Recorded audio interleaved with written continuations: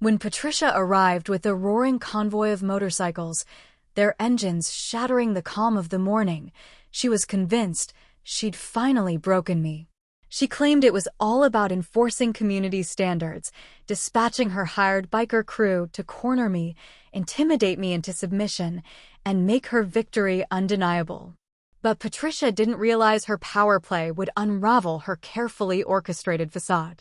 What she had sent to my doorstep was no match for the training and strategy of someone like Alex, a Delta Force veteran.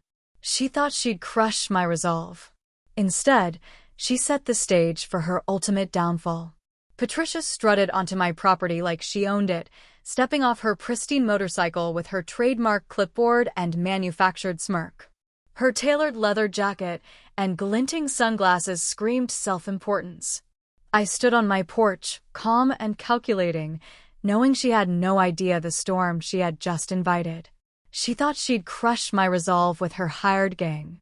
Instead, she was moments away from exposing her most reckless mistake yet.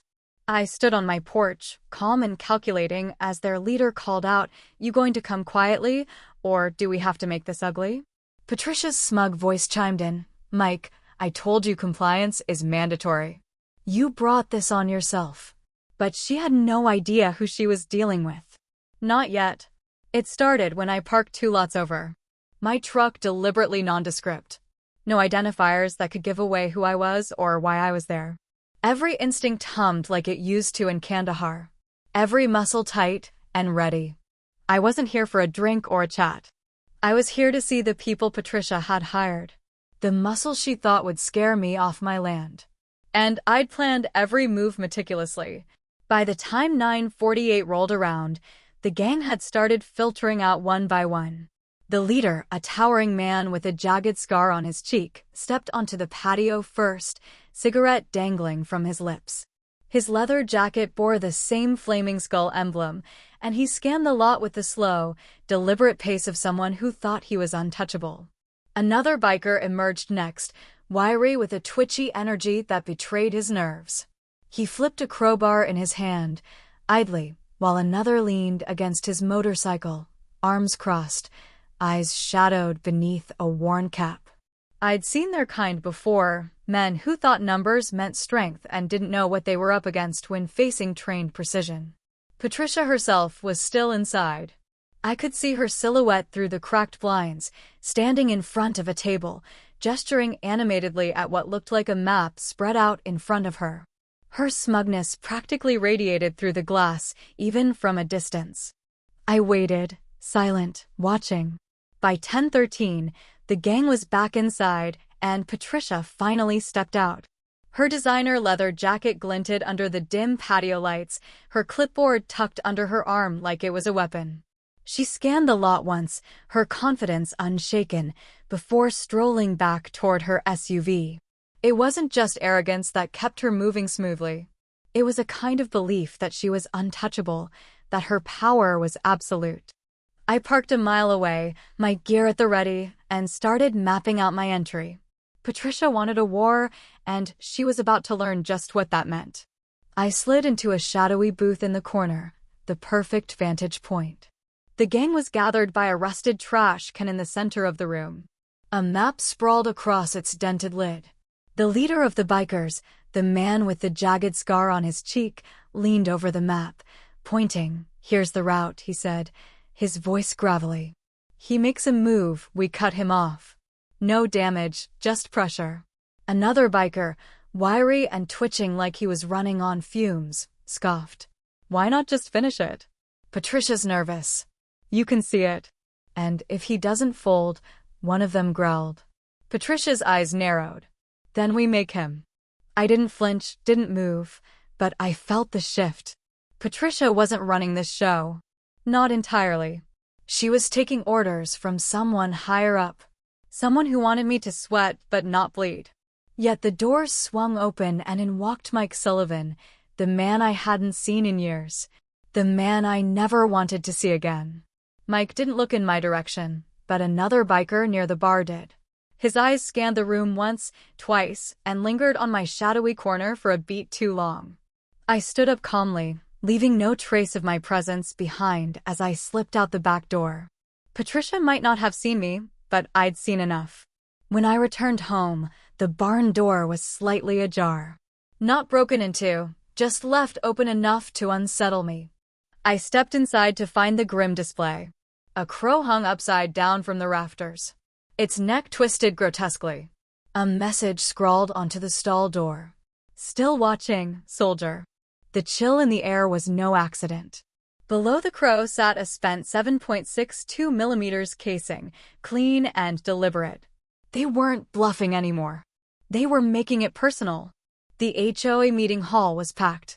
Patricia stood front and center, reigning over the room like a self-appointed monarch. I strode to the center and tossed a thick folder onto the table in front of her. Patricia's eyes flickered to the folder, then back to me. "What is this?" she asked. "Evidence," I replied evenly. Slowly, she opened the folder. Her face paled as photos, invoices, and screenshots spilled out. Images of Mike standing on her porch. Payments to Summers Valley Compliance Patrol. Drone footage complete with timestamps showing the surveillance of my property. A signed approval for tactical operations. This is fabricated. Metadata doesn't lie, Patricia, I said, keeping my tone calm, but cutting. All of this came from your HO-issued laptop. Password protected, but not well enough. By the way, using Patricia Whitaker 1 as your password. Bold choice. Patricia's composure cracked further. "You're bluffing," she spat, though her trembling hands betrayed her. "Oh, I'm not," I said, stepping closer. "Here's the reality, Patricia. You hired Mike, someone I personally trained, thinking I wouldn't notice the connections. You thought you could intimidate me, but you forgot one thing." Her hand froze midair, her face a mix of defiance and fear. "You think you're untouchable," she whispered. "No," I said, my voice low. "I think you just realized you're not in charge anymore."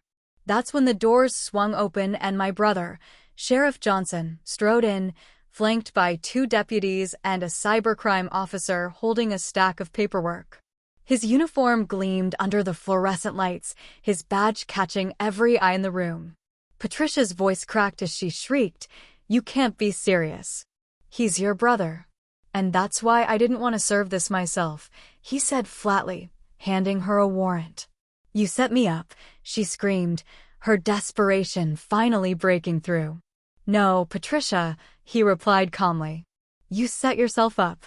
Fraud, conspiracy, impersonating law enforcement. It's all here." He turned to the room. "If anyone else here has been threatened or extorted by this HOA, now's the time to come forward." Half the room stood up, their faces a mix of anger and relief. Patricia's shoulders slumped as she realized she was alone. The deputies moved to escort her out.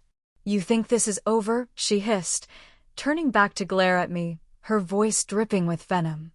I stepped closer, meeting her gaze. "Patricia," I said calmly, "this is the end for you." As the deputies led Patricia away, the room erupted in a mix of shock and relief. Neighbors who had lived under her iron grip for years exchanged glances, their expressions shifting from fear to cautious hope. Sheriff Johnson addressed the crowd. "We'll be conducting a full investigation into the HOA's activities. If you've been wronged, come forward. It's time to set things right." The community she terrorized was finally free, and justice had prevailed.